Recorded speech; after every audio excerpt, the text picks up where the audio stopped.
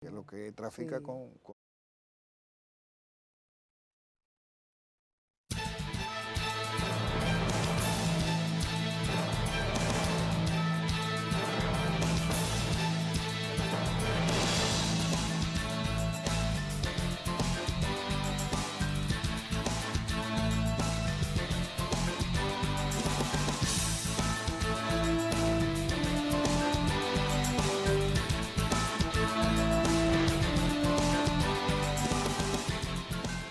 Muy buenos días, amigos televidentes. Sean todos ustedes bienvenidos a su programa Puntos de Vista del día de hoy.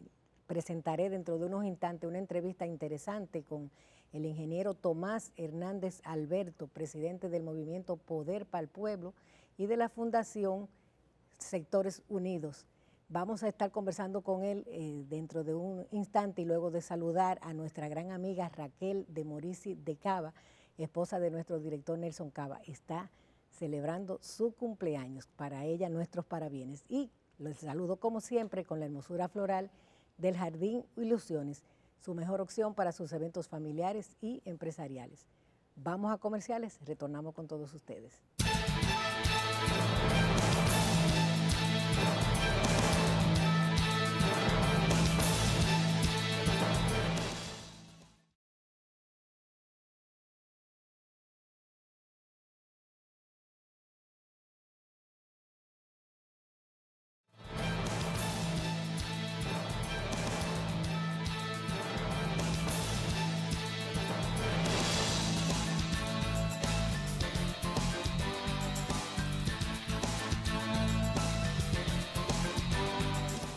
Bien, estaremos conversando en el día de hoy con Tomás Hernández Alberto, presidente del movimiento Poder para el Pueblo. ¿Cómo estás, Tomás? Buenos días, Dania. Complacidísimo de estar Así aquí es, como y siempre. hacerlo justamente en el escenario del principio del año, porque todavía Así es. estamos en el mes de enero, porque ello me da la oportunidad de poder decirte que estoy muy bien, que las razones por las que estoy muy bien es porque el movimiento Poder para el Pueblo se ha consolidado, no solamente en la República Dominicana, sino en el exterior. En diciembre pasado estuve en una actividad en Nueva York y allí habían 25 movimientos grandes del sector externo del Partido Revolucionario Moderno y de ellos se suponía que solamente 8 iban a hacer causa común con nosotros. Sin embargo, nos empleamos a fondo y sobre todo tuvimos la quiesencia de gente muy buena, gente muy noble, gente que trabajó por Luis en el 20 y la mayor parte de ellos no tienen ningún espacio en el gobierno y decidieron los 25 endosar al Poder para el Pueblo. También en el mes de diciembre ocurrió un acontecimiento muy importante. El compañero Carlos, uno de los dirigentes más importantes que tiene el PRM, decidió que el sector de los sectores sociales, la unidad de los sectores sociales que él lideraba, o que él liderea, que es el coordinador, se vinculó al Poder para el Pueblo. Y el Poder para el Pueblo obviamente se vinculó a los sectores sociales, de manera que ahora no solamente somos el presidente del Poder para el Pueblo, sino también el presidente de los sectores sociales vinculados al Poder para el Pueblo. Los sectores sociales son como lo que son para los partidos los frentes de masa. Así es. Entonces, una buena parte de frentes de masa no están representados necesariamente en el partido y todos ellos hicieron causa común con el Poder para el Pueblo. De manera que el crecimiento del Poder para el Pueblo ha sido sencillamente extraordinario. Lo propio está pasando en este momento en Europa. Ya en Italia, en Roma, en España, ya hay Poder para el Pueblo. De manera que el Poder para el Pueblo se sigue consolidando. Cada vez más movimientos que participaron en favor de Luis Abinader se siguen sumando al Poder para el Pueblo. Y nosotros, pues, eso nos da mucha vida. ¿Y cuál es tu visión del país en este momento en materia política? Bueno, en materia política, el país entra a un año preelectoral y evidentemente que se produce o se producirá muchos movimientos políticos, mucha jaladera de aquí para allá y de allá para acá. Pero la verdad es que no me gusta parecer como demasiado optimista, pero la verdad es que el gobierno está solo prácticamente en su camino al mantenimiento en el poder, porque la gestión del presidente Luis Abinader ha sido una gestión exitosa y porque la oposición se bate entre oposición de un lado y oposición del otro lado y entre ellos se baten, o sea, se baten por un espacio. ¿Qué anda buscando la oposición? Determinar quién es el segundo lugar. Y ahí la lucha parece que va a ser más cerrada de lo que mucha gente pensaba, porque se veía como lógico y natural que siendo Leonel 3 veces presidente de la República iba a comer fácil los caramelos. Pero ocurre que el PLD es una estructura muy fuerte, una estructura política muy fuerte, y ya escogió su candidato, que en principio tuvo algunas dificultades, pero al fin y al cabo es un candidato joven, lo nuevo que hay en el escenario, y parece que va a ser cerrada la lucha entre ellos. Pero esa forma de lucha cerrada da como consecuencia que el crecimiento de ellos es limitado, porque están disputándose un mismo espacio. En cambio, el presidente Luis Abinader ahora, ¿qué es lo único que tiene que procurar el presidente Luis Abinader? El PRM y el Poder para el Pueblo y los partidos aliados al Poder para el Pueblo, ¿qué es lo que tienen que hacer? De manera fundamental es ver si reconquistan la voluntad de voto de la gente que votó por ellos en el proceso pasado, excluyendo como natural cualquier cosa que pudo haber venido de Leonel, o sea, porque como una alianza es posible que algunos votos que originalmente pudieron ir donde Leonel Fernández Reina se fueron también con Luis Abinader, pero trabajando de esa manera, y ha sido el trabajo fundamentalmente de Poder para el Pueblo, Dania, yo puedo decirle al país que hemos logrado devolver a gente que ya tenían el pie puesto o en la fuerza del pueblo o en cualquier otro lugar. O sea, conversando con ellos, brindándoles seguridad, esperanza, lo hemos logrado. Entonces yo tengo una ventaja. Élido Alcántara, que tú lo conoces muy bien porque era hombre clave de Pedro Franco Badía y de Fello Subí Bonilla, ha sido un hombre que ha hecho demasiado cosas positivas por la gente y él es el coordinador nacional del Poder para el Pueblo. De manera que estamos creciendo, diríamos, como agricultores, como verdolaga. Así. Y de siembra tú sabes. Y de siembra tú sabes. De siembra yo sé, sí, sí. Este año 2023 es muy importante, es un año preelectoral y todas las cosas que se hagan en este año van a impactar luego en los votos. ¿Qué crees que debe ser la programación del gobierno del presidente Luis Abinader en ese sentido? Yo no voy yo quiero primero pensar que no van a malinterpretarme, pero el gobierno tendrá que dar mucho tijerazo. Ajá. Sí. Explícame. Recogiendo lo que dice Danilo. Porque Danilo dice que el gobierno es experto en pala y pico pero que le falta tijera.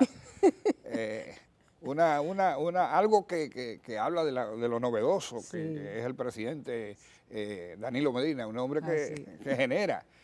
Bueno, el gobierno le empezó a dar, han habido muchísimas inauguraciones, que eso es lo que habla la tijera, es decir, pero en este año habrá mucho más y grandes inauguraciones, porque el presidente tiene la necesidad de presentar prácticamente todo lo que pueda, porque llega el periodo electoral ya no permite hacer eso. Ahora es cuando se puede hacer, debe ser un gobierno muy activo, debe el presidente mirar hacia adentro, es decir, hacia las estructuras del PRM, debe el presidente bregar con aquellos que en un ejercicio de derecho están aspirando a la misma posición, que se sabe que un acercamiento con el presidente puede hacer muy bien a la organización, y sobre todo el presidente debe llegar a sectores que no ha llegado ya dentro de la organización, porque el presidente ha hecho una gestión de pueblo, una gestión de país, el presidente ha visto el país no como PRM, sino como el país, él lo está haciendo bien.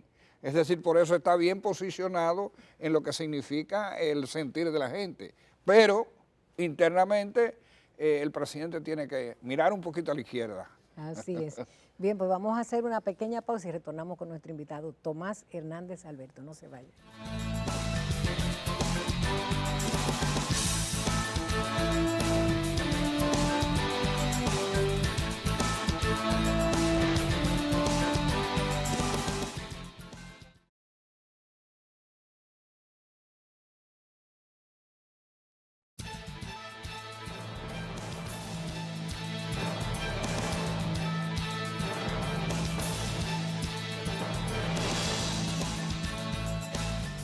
Bien, conversamos en el día de hoy con Tomás Hernández Alberto, presidente del movimiento Poder para el Pueblo y de la Unión de Sectores Sociales. ¿Cuál es la percepción que tiene sobre la situación de Haití en este momento? Hubo una incursión de policías contra la casa del primer ministro, una cosa insólita, realmente nunca vista. Terrible y no aguanta más. Digo lo que ocurrió el viernes pasado. Eso, cuando uno vio los periódicos de ese día y dice que insólito. Así lo tituló el periódico El Día, insólito. Insólito, y es insólito. Es decir, que la policía ataque al primer ministro de Haití, eso es increíble, pero te refleja que no aguanta más esto. Así es. Esto o las naciones del mundo, los Estados Unidos responsables, Canadá responsable, Francia responsable, asumen el papel de morigerar la situación, de entrar allá para dar la autoridad que necesita.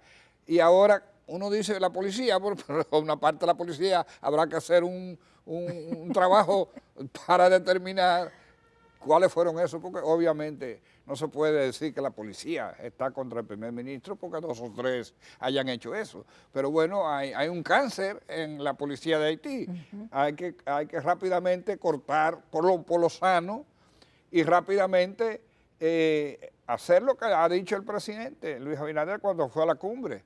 Recomendar que una fuerza se ocupe Haití para garantizar que Haití retome el camino de la normalidad. Haití hace tiempo que no hace elecciones, ya tiene que hacer elecciones, pero para eso hay que crear las condiciones. De manera que yo creo que estamos al borde de una solución de la situación de Haití. Y gracias a Dios, cada vez más en el plano internacional se entiende, ya ahora como nunca, que nosotros no podemos asumir Haití. Nosotros podemos ayudar, contribuir, todo lo que hemos hecho durante la historia, pero no podemos echarnos encima la situación de Haití porque no podemos nosotros con nosotros mismos, ¿entiendes? Porque nosotros tenemos problemas, nosotros tenemos dificultades y el país primero tiene que procurar soluciones a los problemas nuestros y después también darles una manita al gobierno haitiano, pero ya yo creo que está cerca una solución en Haití. Pero tenemos también la realidad de que hay una invasión pacífica de Haití en República Dominicana y que aparentemente no sucede nada. ¿Cómo tú ves esta situación? Bueno, yo creo que sobre todo con la llegada a migración de el compañero y amigo Venancio Alcántara, yo creo que ha habido un mayor énfasis en aplicar la ley, porque aquí lo que hay que hacer es aplicar la ley. Siendo gente que no sea dominicana, que no pueda demostrar que tiene legalidad de su estadía, o sea, que tiene permiso para estar en la República Dominicana, no importa del país que sea, sencillamente tiene que abandonar el país, tiene que irse. Y yo creo que las autoridades de migración están haciendo el trabajo, hay que seguir fortaleciendo ese rol, ese papel, al tiempo que se sigue trabajando. Oigan lo que voy a decir ahora, porque cuando empezaron el muro, yo fui de lo que dije, con muro no se resuelve. Ahora, lo que yo estoy pidiendo es que el muro se termine y que crezca un poquito más hacia arriba el muro, porque la verdad que la situación nos obliga a cambiar de posición frente a lo amenazante que luce un país que está prácticamente, en Haití están dadas todas las condiciones para una explosión, pero una explosión en Haití es peligrosa para la República Dominicana. También, claro que sí. De manera que no queda otro camino que seguir el rumbo que ha trazado el presidente. La gente se siente segura con Luis Abinader. La gente sabe que Luis Abinader frena cualquier cosa que pueda ocurrir porque lo que hay en la frontera realmente están en condiciones de frenar cualquier posibilidad. Los dominicanos tenemos que estar tranquilos. Eso de que puede venir una avalancha, eso no tiene ninguna posibilidad. Es decir, el pueblo dominicano puede estar seguro que mientras Luis Abinader sea el presidente de la República, la soberanía de la República Dominicana será respetada, seguirá siendo respetada. Así que, de todas maneras, muy preocupante los últimos acontecimientos. ¿Cómo ves los preparativos de la Junta Central Electoral en este año preelectoral en el que ya nos preparamos el año próximo para votar? Quiero felicitar al presidente de la Junta Central Electoral y también a los miembros de la Junta Central Electoral. Han manifestado con tiempo que tienen el deseo de que estas elecciones que vienen sean las mejores elecciones que se hayan celebrado en la República Dominicana. Eso es parte de la responsabilidad de una junta. Tenemos ahora que decir que hubo juntas que no se preocuparon porque las reglas del juego fueran tan claras. Entonces, ahora tener un equipo de gente que ha estado diciendo la verdad, diciendo esto hay que reglamentarlo de manera diferente y hay que hacerlo ahora, porque si no se hace ahora no se puede reglamentar porque no habría tiempo de hacerlo. Yo creo que la madurez política debe imponerse en el Congreso Nacional. Aparentemente todos estamos de acuerdo, pero siempre hay alguien que dice estar de acuerdo, pero actúa de manera diferente. Yo tengo la certeza que la voluntad política se impondrá y que estarán dadas todas las condiciones para que las elecciones del 20 sean las mejores que se hayan celebrado en términos de transparencia, en términos de respeto de la ley, en términos de que haya forma de controlar las aspiraciones, que el que no califique porque tiene una conducta que no lo hace calificable, que tampoco pueda ser candidato si no puede ser candidato. Es decir, una junta que controle y después una junta que cuente bien y finalmente una junta que aplique la ley en cualquiera de, cualquiera que salte las reglas del juego, ¿entiendes? Yo estoy muy positivo con relación al tema. Está pendiente algunas reformas a las leyes electorales, pero el Congreso como que no ha marchado todo lo rápido que los partidos quisieran. ¿Cómo ves esta situación? Bueno, el Congreso, como es natural, es el organismo del Estado de mayor participación de los partidos. Es decir, el diputado llega con su cabeza, pero se rige por lo que su partido decida. De manera que si no ha actuado tan rápido es porque el liderazgo nacional no ha sido categóricamente lo suficientemente hábil para hacer lo que tiene que hacer. Ha puesto sus intereses por encima de los intereses de la República Dominicana. Yo creo que llegó el momento en que eso quede atrás y que los dominicanos y las dominicanas nos encontremos con un liderazgo nacional que trabaje para ir desbrozando el camino de unas elecciones que sean ejemplares en la República Dominicana. Bien, me queda un minuto, te lo regalo para que te despidas de mi teleaudiencia. A ustedes, amigos y amigas, ustedes que saben de la existencia del Poder para el Pueblo, de seguro que se están preguntando cómo puedo ser parte del Poder para el Pueblo. Estamos en todas las redes sociales, estamos en Twitter, estamos en Instagram, estamos en Facebook, estamos en todas las redes sociales, pero aparte de eso, donde quiera que usted camina, usted pregunte si conoce a alguien del Poder para el Pueblo y le encamina. Nosotros necesitamos juntarnos todos, sin diferencia de colores, para poder garantizar que esta gestión de gobierno que cambió el rumbo de la democracia en la República Dominicana permanezca más allá del 24 para bien del país. Bien, pues agradecemos al ingeniero agrónomo Tomás Hernández Alberto por esta interesante participación aquí en nuestro programa Punto de Vista. Vamos a comerciales, retornamos con todos ustedes.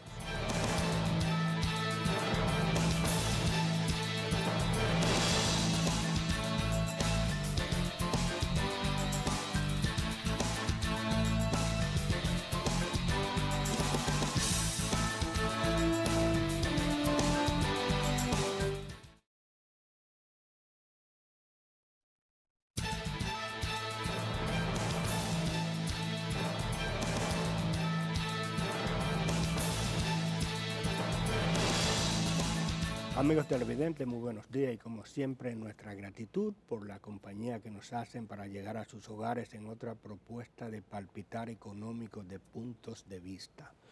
Hoy nos acompaña el sindicalista Jacobo Ramos, quien es presidente de la CNTD, una de las 3 centrales sindicales que participan activamente en el debate, en todos los debates que tienen que ver con el aspecto laboral, pero más recientemente en el Comité Nacional de Salario. Muy buenos días, Jacobo. Buenos días, Linares. Muchas gracias por invitarnos a Punto de Vista. Gracias. Siempre a las órdenes. El pasado jueves fue como una especie de exploración, un encuentro en el Comité Nacional de Salario, que ya le toca revisión para el salario mínimo del sector privado no sectorizado. Así es. Pero como que fue muy rápido y no hubo nada. ¿Qué fue lo que pasó ahí en ese encuentro? Mira, lo primero que debemos señalar es lo siguiente. Primero, ha habido unos pronunciamientos por parte de las centrales sindicales sobre la necesidad de que se produzca un aumento de salario, un reajuste fuera del plazo que establece la tarifa. ¿Por qué? Porque las condiciones económicas del país, la inflación, ha generado una precariedad en el salario y en el poder adquisitivo del salario en la República Dominicana. Dicho esto, y conversado con el ministro de Trabajo, Luis Miguel Decán, el presidente se pronuncia en un almuerzo que tenía la CAS y dice que se hace necesario que se produzca un aumento de salario. Eso fue en diciembre. La CAS es la Confederación Autónoma Sindical. Exactamente. En un almuerzo que ellos hacen todos los años, que asistió el presidente, hizo ese pronunciamiento. El ministro inmediatamente se puso en labor, porque los propios empresarios habían dicho de manera pública que estaban dispuestos a hacer un aumento voluntario, cosa que nosotros ripostamos diciendo que estábamos de acuerdo con el aumento, pero no voluntario, sino a través de los mecanismos legales. ¿Por qué? Porque todo el mundo sabe que muchas empresas no aplican hasta las propias resoluciones que emite el Comité Nacional de Salario, no son aplicadas por algunas empresas. Imagínense que sea voluntario. Entonces, el ministro inmediatamente convocó a los sectores de manera individual a la discusión de la posibilidad de un pacto por los salarios en la República Dominicana, tomando en cuenta el planteamiento que ha hecho el presidente Luis Abinader desde que el día 1 que llegó al Palacio Nacional, de que quería trabajar con nosotros el salario real de los trabajadores de la República Dominicana. Y ese pacto por los salarios y por el trabajo decente que planteaba el ministro, nosotros participamos en una serie de reuniones, los empresarios también de manera individual, pero al final los empresarios, como siempre, no asistieron más a las reuniones y entonces hubo que convocar el mecanismo que está instituido por la ley, que es el Comité Nacional de Salario, que la propia ley dice que si las condiciones económicas se deterioraran en un momento determinado, como es lo que ha pasado ahora, se puede convocar por anticipado a la revisión de los salarios. Y por eso el ministro ha convocado al comité, ha instruido la convocatoria del comité y ya están convocados para conocer en los próximos días el salario no sectorizado, el salario de las zonas francas y el salario del sector turismo. Y así sucesivamente se van a ir convocando a todos los mecanismos para las discusiones. Pero los empresarios todavía no están de acuerdo con el propio comité, aun cuando ellos saben que las condiciones económicas de este país se han deteriorado como resultado de la inflación mundial y que hay un problema grave con el poder adquisitivo de la canasta básica, siguen dando vueltas. Y eso es lo que ha sucedido. Pero esta convocatoria, ¿cuándo fue la última revisión que se hizo? Bueno, la última revisión hace una especie de año y medio más o menos. Pero entonces si fue en el 21, ya esta es ordinaria porque es cada 2 años.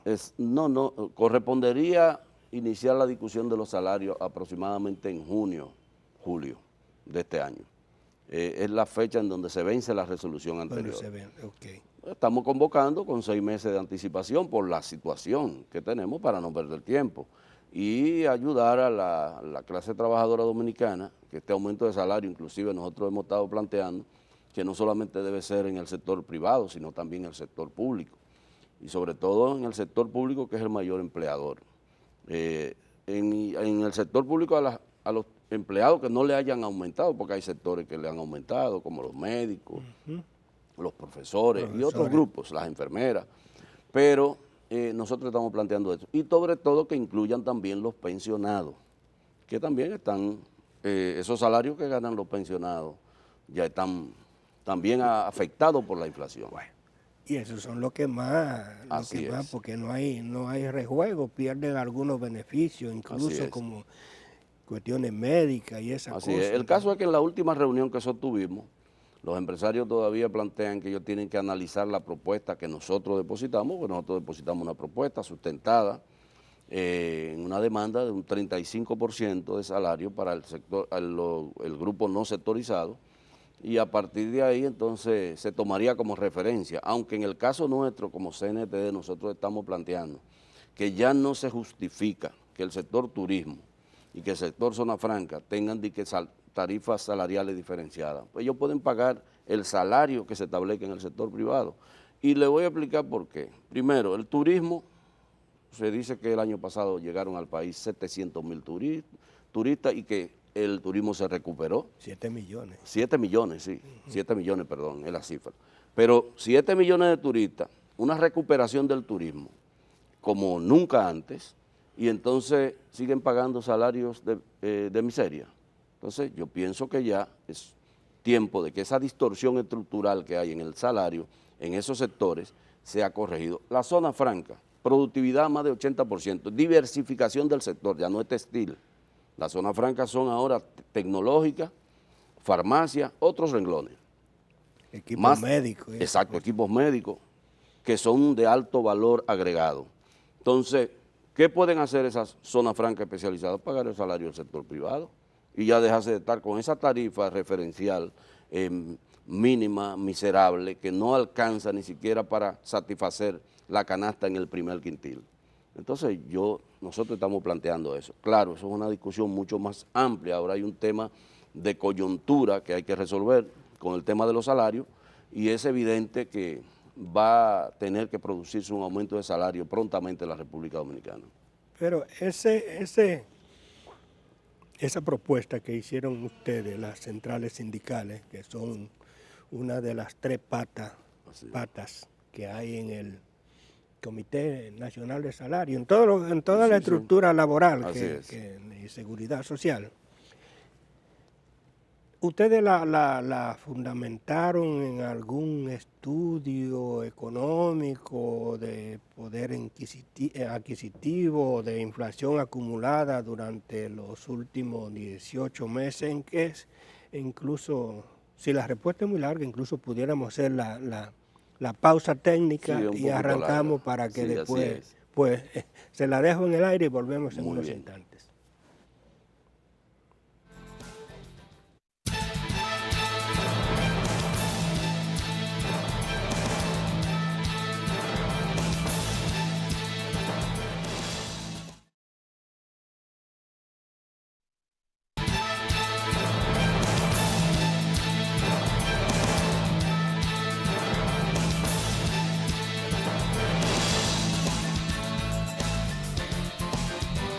Continuamos la conversación con Jacobo Ramos, presidente de la CNTD.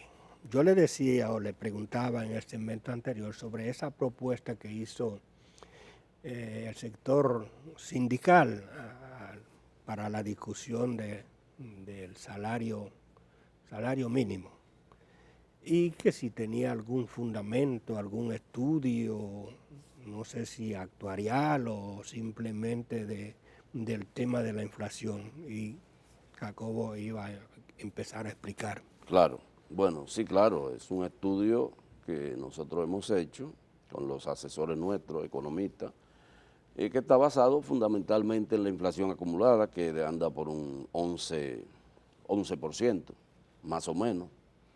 Y además de eso también... Desde que empezó, Sí, así es. desde la resolución. Exactamente, hasta la fecha. Entonces, ¿qué pasa?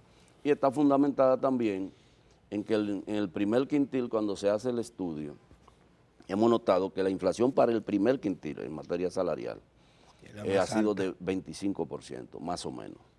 24 o 25%.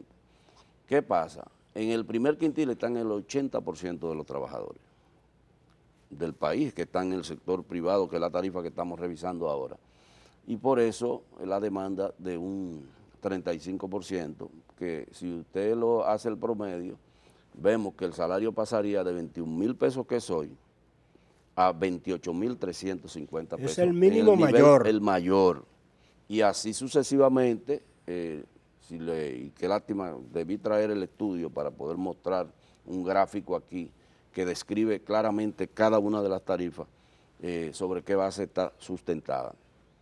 Pero está sustentada en que cada uno de esos salarios que vienen en orden descendente se le va a aplicar el 35%. ¿Son 4 ahora? Sí, son 4, incluyendo la tarifa del campo, que pasaría de 550 a 650. Pero estamos estudiando la posibilidad... ¿Y los vigilantes? Los vigilantes también están incluidos ahí.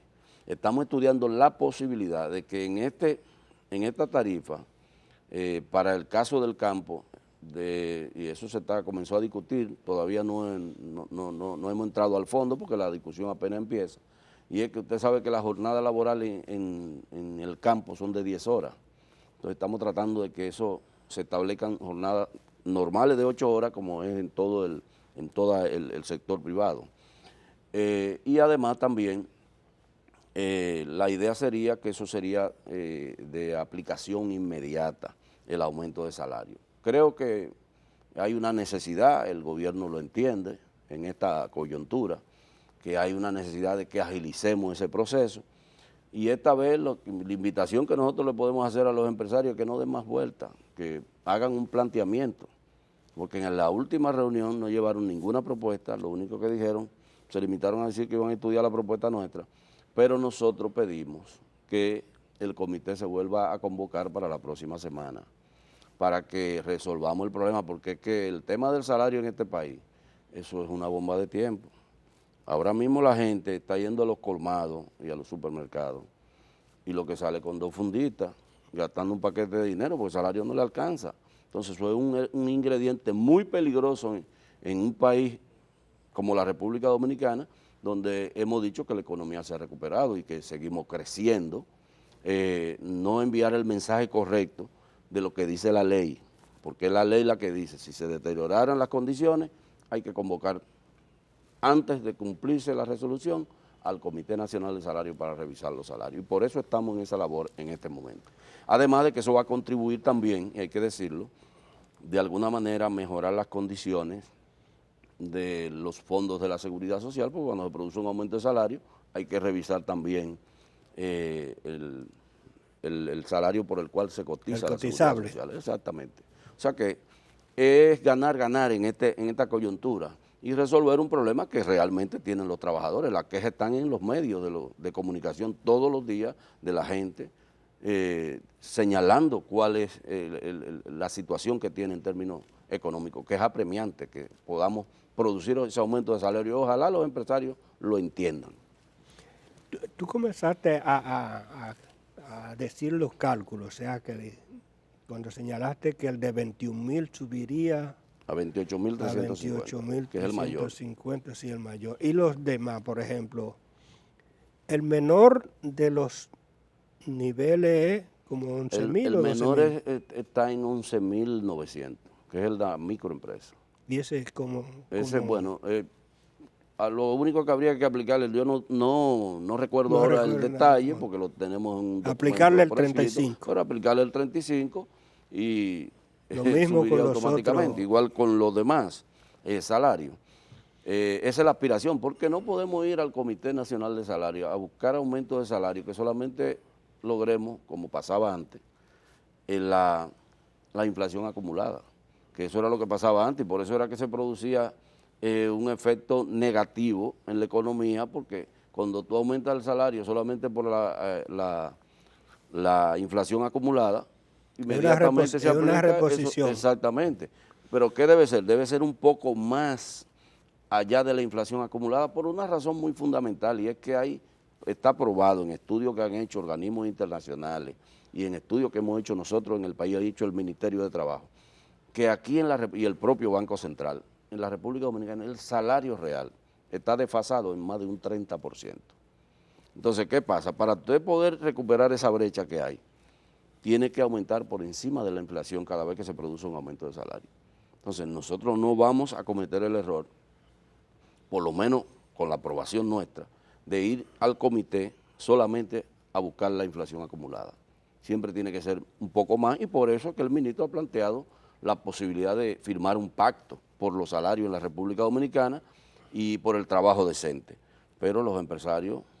¿Y quién es que dispone o disponía que se hiciera de esa forma, como una reposición? O sea, si la inflación fue un 15, ponemos un 16, qué sé yo, para no quedarnos ahí. ¿Quién fue? Bueno, ¿Fue el código o la tradición? No, era producto de una discusión que se producía donde había una gran resistencia del sector empleador a aumentar por encima de la inflación, y evidentemente nosotros a veces, para concluirla, porque ya se convertían en tediosas esas reuniones, y a veces tenía un sector que imponerse sobre el otro y tomar una resolución, dos sectores en contra de un sector, pues nosotros aceptábamos eso, ya cansados. ¿Y se puede? Pero ya ahora no. Tengo que decir con mucha responsabilidad que en el gobierno del presidente Luis Abinader, el presidente se ha involucrado en el tema del aumento de salario, igual que el ministro de Trabajo, y eso ha garantizado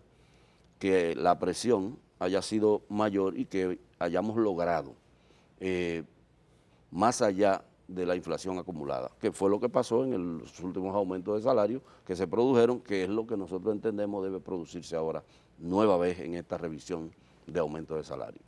Jacobo, nos quedan apenas 2 minutos. Por la experiencia, diría yo, pues yo estoy escuchando siempre en los últimos 10, por ejemplo, 10 convocatorias del comité, que el sector sindical usualmente plantea una tasa de aumento que se entiende que es un poco elevada por la tradición, y que después la hacen como si fuera una especie de margen para negociar. ¿Ese es el caso para ahora? Mire, con los empresarios que tenemos en la República Dominicana, que son tacañísimos, esa es la verdad, es evidente que hay que hacer una propuesta como la que hacemos, para entonces dejar un margen de negociación que sea capaz de recuperar algo del poder adquisitivo que el salario ya ha perdido. Entonces, por eso que se hacen ese tipo de propuestas. Pero claro, nosotros lo que apelamos es que aquí, en algún momento, pasada esta revisión, se convoque una discusión sobre los salarios, a través de la posibilidad de la firma de un pacto, como está planteando el ministro, muy correctamente. Entonces, cuando eso se discuta y los empresarios decidan asumir su responsabilidad social de garantizar la paz social y laboral, porque si los trabajadores, si el crecimiento económico no le llega a los trabajadores a través de los aumentos de salario, ¿cómo le va a llegar? El primer instrumento para que a los pobres de un país les llegue parte del crecimiento es a través de salarios dignos y justos, para que haya una distribución de la riqueza. Entonces, el sector empleador de este país tiene que hacer conciencia de eso, porque si no, en algún momento, pueden haber grandes convulsiones de tipo social. Por suerte tenemos un movimiento sindical que no es anárquico, que tiene una vocación de diálogo, y vamos siempre a la mesa del diálogo. Bueno, don Jacobo Ramos, gracias por aceptar nuestra invitación para hablar sobre un tema que es siempre muy, diría yo, hasta emocionante para que es el tema salarial. Así que nuevamente le doy las gracias y creo que antes de que concluyamos la vigencia, yo creo que tendremos que volver claro, así es. a tenerlo presente por aquí. Y a ustedes, amigos televidentes, como siempre, la cita para el próximo domingo en otros puntos de vista. Hasta entonces.